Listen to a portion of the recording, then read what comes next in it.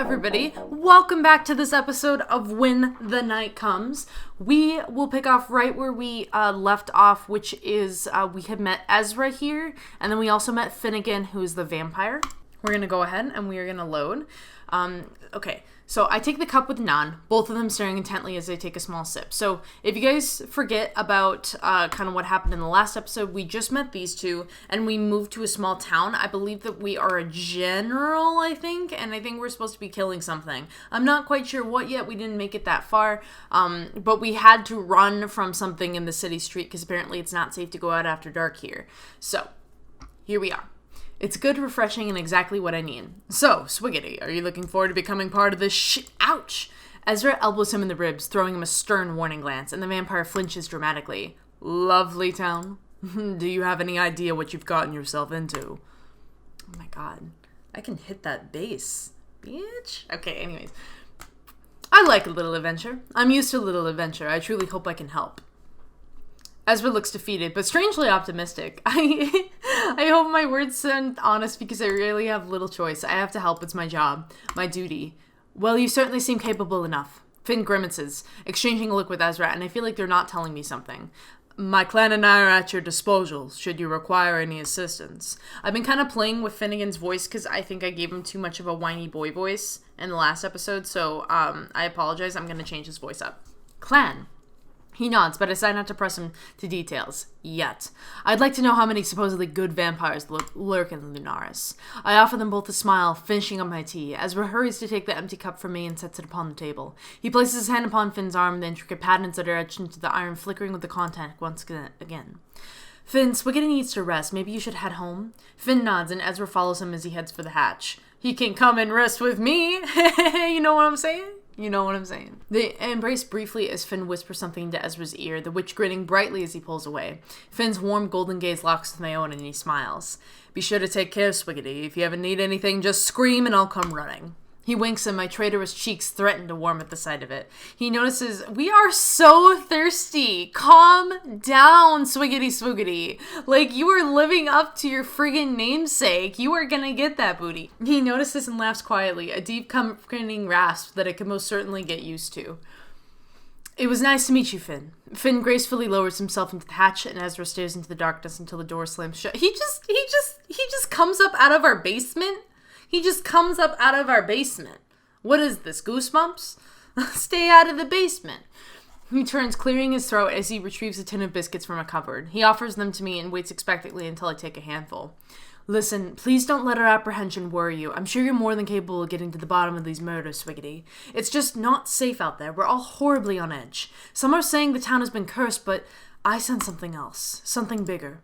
Even though we've only just met, I think I can trust him. Within moments of my arrival, I could tell something about this town is off, and I intend to get to the bottom of this mess. I have to live up to my apparently impressive reputation, right? We've lost people, good people, and the investigation seems to have just halted.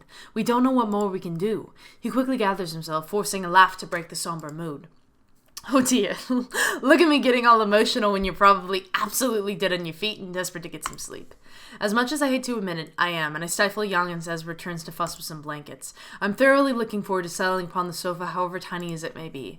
Thank you for letting me stay, Ezra. I'll be out of your hair first thing.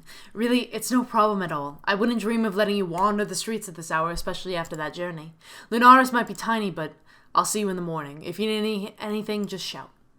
He heads upstairs and eagerly remove my boots, the relief instant. I settle against the soft cushions, pulling the blanket up to my chin. Despite the abundance of questions that currently flood my mind, I swiftly fall into a blissful, dreamless sleep.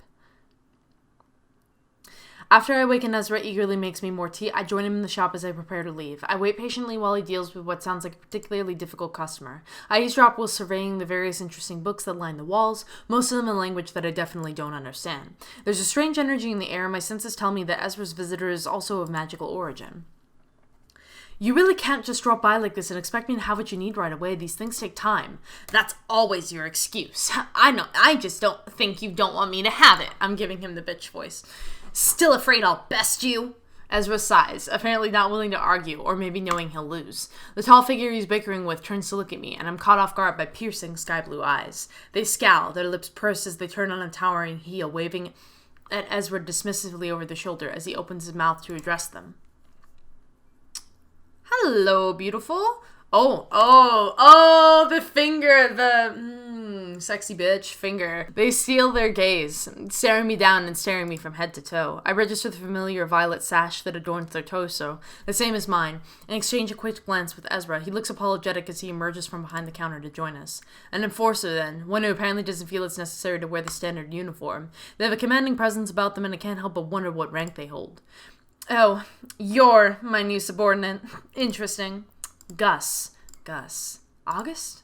So this is the infamous Major General Willenheim that I've been assigned to. They're a prolific figure in the community, known for being responsible for one of the best hunters Eskria has to offer. It will be a true honor to serve under them.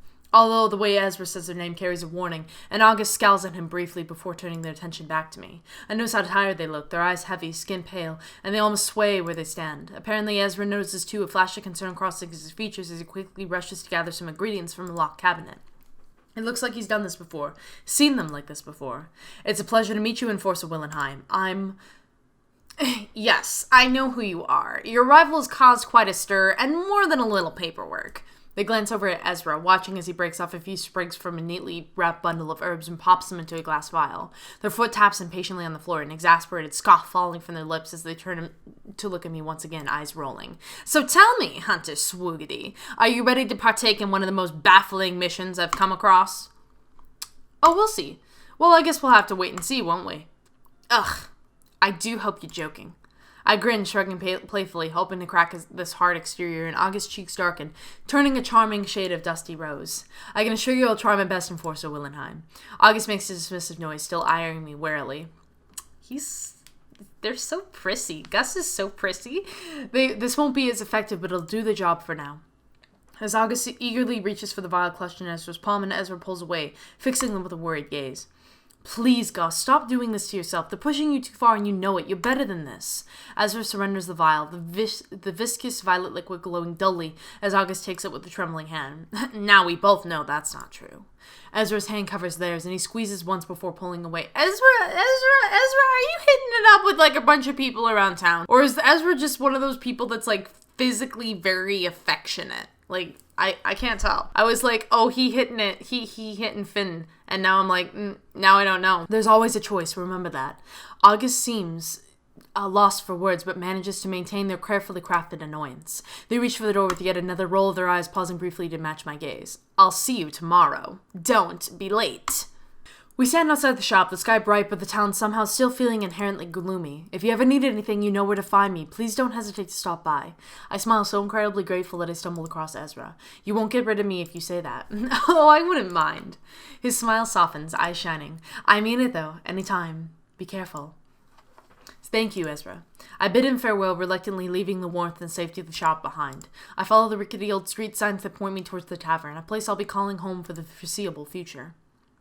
The tavern is bustling and full to the brim with red-faced patrons, the tables littered with empty tankards. It's only 9:30 in the morning, but clearly this town likes to drown their sorrows even if the sun has barely risen. Hey! I push my way to the bar, and a scowling barmaid rolls her eyes at me as I politely raise my hand to get her attention. What? I have a room here. Could I check in, please? The barmaid rolls her eyes again and ducks beneath the bar, reappearing within a few seconds. Room isn't ready until 2. You'll have to get a drink or something. I muster a polite, forced smile, trying to find a table, but I find myself face to face with a striking, scowling young woman who appears to be blocking me entirely on purpose. So this is the famous Hunter Swoogity that's taking my place, then? Dark blue eyes look me up and down in a slow drag, and she scoffs loudly. You don't look like anything special to me. Come to gloat, have you? Rub it in my face. Nice to meet you? It's nice to meet you. I'm Swiggity. She looks taken aback, clearly not expecting me to be polite. She straightens up, her features softening, kind of. I know exactly who you are. I'm Piper Merriman. I'm the former general. I was leading this investigation until you came along. I had no idea. I just go where I'm ordered. You of all people must know we don't have much of a choice. Her gaze drops to her hands, and she picks at a non-existent piece of lint on her trousers. Yes, well, I do know that, I suppose. So I've really been here to take Piper Merriman's place. She's a legend, having ranked up more kills than some of the most seasoned hunters, and all at the tender age of 24. I feel terrible. I wasn't told I'd be replacing anyone, and her anger suddenly seems pretty justified. I'd be devastated if I was demoted. We work so hard, put our lives on the line, and all while the majority of the enforcers sit safely behind their desks, holding our fate in the hands that aren't stained with blood. Hello! Oh my god, she's so pretty! Oh no! This game knows how to play with me. Amber makes a vague gesture at the barmaid, and she swiftly handed the glass of warm amber liquid that she delicately cradles in her palm. She steps closer, her breath sweet with the smell of rum, eyes narrowed. We could always work together. I get the feeling I'll need the help. She continues to look annoyed, but I can tell a more vulnerable emotion lingers beneath this seamlessly rock-hard exterior. She swirls the rum around, watching the gentle slosh of it as it coats the sides of the glass. Excuse me. Yes, well, that's what I get for being utterly shit at my job, isn't it? She scoffs a laugh, but the smile that curls at her ruby lips doesn't reach her eyes. Anyway, I'm sure I'll see you in the field. I'm not totally useless, apparently. They just have me doing the shit jobs like clearing out fairness, the stuff that doesn't actually matter. What a waste. Enforcers, just a bunch of pencil-pushing wankers. I stay silent, sensing that she might need someone to vent to. I've been there. Our job can be hard, and not just on our bodies, but on our hearts as well. I can see that I'm boring you. I'll just be over there, continuing to drown my sorrows until Willenheim summons me. What an asshole. I huff a laugh, covering my mouth with my hand in a poor attempt to stifle the noise, and she seems greatly amused by my reaction. She offers me a thoughtful glance and sighs loudly. Don't take any shit from them, okay? Come and see me if they bother you. I'm not afraid to stick my boot up their backside. Again. Anyway, I'll see you around. She doesn't wait for me to respond, and with a flick of long chestnut hair, she's gone. I spot her disappearing into the heavy crowd that's mulling about in the center of the tavern, a crowd that's apparently pretty bloody angry about something. I hear yelling, and I decide to investigate. Might as well get stuck in, right? I push my way into the crowd when I find both baffles and amuses me. A lichen sat smack bang in the middle of the tavern, arms folded across his chest defiantly. He has a smirk plastered across his scarred lips, his wolf ears twitching dismissively as a small crowd of pissed-off townsfolk hoot and holler at him. Get out of here, you furry scum! Your type ain't welcome here! The lichen huffs a laugh, grabbing his drink and takes a swig, uncaring, maybe even pretending that they aren't there. Honestly, he seems perfectly harmless, but I hold that thought as my eyes drift to his chest, where his flimsy, torn shirt is spread open, a mark. An enforcer brand. Maybe not quite so harmless then. As far as I'm aware, a creature is only marked as if they're on the enforcement agency watch list, if they're deemed deadly. He spots me, his scarlet eyes flashing, and then he's kicking out the chair in front of him and gesturing for me to sit down. Despite the presence of such a brand, my instincts tell me I'm safe, that he won't hurt me here, so I oblige. The tavern falls deathly silent as I take a seat, and the crowd slowly begins to disperse, though their eyes stay firmly fixed upon both myself and the lichen as they return to their respective seats. They're lucky I kept my cool, wouldn't you say, Hunter? You seem harmless. His brows draw together in a deep scowl, but he looks relatively relaxed, playful even. Oh, so you do you? You care to test that theory? One of his ears twitches, and I can't help but smile at the loose threat. Maybe another time. How about you tell me your name and why you apparently have a death wish? He bristles, his tail wrapping around the leg of his chair as he places his now empty tankard upon the table, the noise drawing a gasp from nearly every single patron. I glance over at Piper, who sits in the corner, either oblivious or uncaring. It's Alcar, and I don't have a death wish. Not today, anyway. Only today. He smiles, folding his arms back across his chest. He leans back in his seat, relaxing, his tension visibly melting away. You don't need to concern yourself with me, Hunter. I stay far away from your kind. From everyone, really. Unless they come looking for me, of course. He glances over his shoulder, catching Piper's gaze. She flips him off, and he turns back around to face me, his shoulders shaking with quiet laughter. I'm sure you'll grow to despise me in time, just like every other idiot in this stupid town. Hello. Everybody's beautiful. Look at him. I just want to touch, like you see a beautiful person, you're just like, I just want to touch your face. Like, that's how I feel right now. He stands and all the patrons stiffen, breaths held. It's so quiet you could hear a pin drop. Alcar rolls his eyes and flashes me a grin. He looms over me, close enough that I can smell the earthy, distinctly I don't know what that word is. I don't know. I'm sorry, guys. A sense of him. Strangely pleasing for a man who looks like he hasn't washed in days. If my advice is worth anything to you, then trust me when I say to trust no one. He stares me down, waiting, watching. Even you. He smiles at that. Especially me. Goodbye, Hunter. I watch him leave, feeling everyone's gaze upon me. I compose myself and offer them a smile as genuine as I can muster after such an odd encounter. I glance at the clock and it's only 10:30. I must have some time to kill. Okay. The town is small, very small, and it takes me less than an hour to walk it from end to end. I find myself drawn to the cemetery, the scent of blood thick here. Why would you go to the cemetery? Why would you do that? Why would you do... You're in a town where literally they're under siege by some kind of monster, and you're just like, you know what? I want to go to the creepy, secluded cemetery. I think that's a good use of my time. This is the site of the last murder, and I come... Oh my god. Why? You're making stupid decisions. Okay. Scorched grass, the earth around it trampled. The remnants of a crumbled gravestone are littered around the perfect black outline of a body, and I take a deep breath. I crouch down, skimming my fingers with the dead grass. I close my eyes and try to picture it, but it's hard to truly see, knowing how stark the darkness is here. It's a blur, a mere memory, but I feel terror. They were so scared, utterly alone in their final moments, but something sticks out over all that fear. I'm sorry. I love you. The words hit me hard, my chest aching, and I feel an intense longing. I feel love. It's powerful and unconditional, so much so that it snatches the air from my lungs. I take a deep breath and force myself to stand, trying to shake the feeling. I'll find out who killed you. Then I'm startled by the sudden sound of heavy footsteps, my hand hovering over my weapon. I look around frantically, on guard, ready, and then a striking figure appears. He's clad in fine clothing, his long hair tied in a neat ponytail. Look at you, you adorable thing. The crown of his head adorned with delicate jewelry, and he's smiling. Hello, Hunter. I've been looking forward to meeting you. I should be settled. The pointed teeth and sharp claws indicating he's definitely not human. Then the flicker of a spade-tipped tail tells me all I need to know. A glamored demon. Though I'm finding it hard to be alarmed by his presence. His eyes are a warm chestnut brown, and they sparkle in the dappled sunlight as he gazes at me in wonder. You have? You've been expecting me. I watch as his cheeks darken, his gaze dropping to the grass. Well, people talk, and I listen. And they've done a lot of talking about you. I hope I didn't scare you. I'm not quite used to human introductions just yet. Well, he's certainly not like any other demon I've encountered. The not trying to kill me helps. You didn't. It's okay. You sure? I've gotten used to startling people. I promise I've seen scarier. He laughs, his tail flicking. Oh, I'm certain you have. His aura is calm, if not a little skittish, and I decide he's probably more scared of me than I am of him. He's hard to read, and that's frustrating, but not necessarily alarming. What's your name? The demon exhales sharply, apparently relieved that I'm making conversation rather than drawing my weapon. It's Omen. What kind of omen? I feel a smile curling at the corner of my lips. Are you a good omen or a bad one? His lashes flicker, and I quickly realize he may not be versed in bad jokes. What? Don't worry.